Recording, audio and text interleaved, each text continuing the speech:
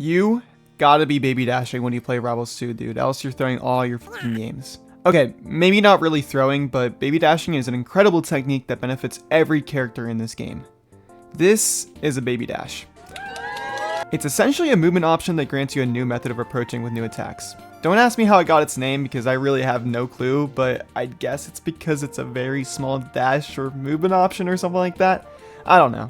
But to do this, you have to dash forward 1 frame, let the stick reset to neutral, and that's it.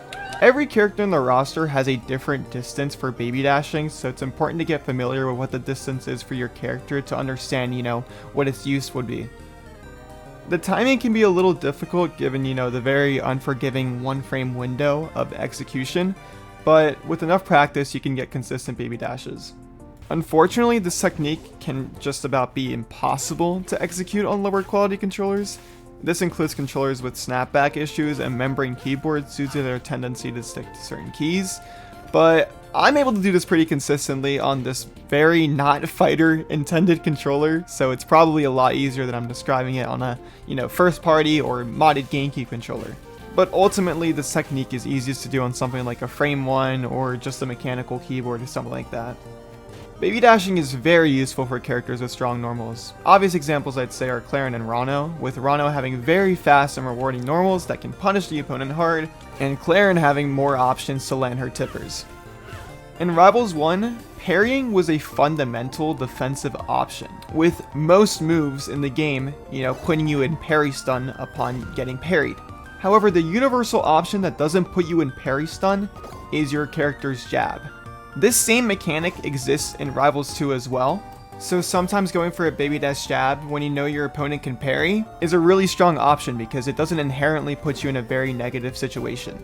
However, in contrast to Rivals 1, Rivals 2 of course had the introduction of shields.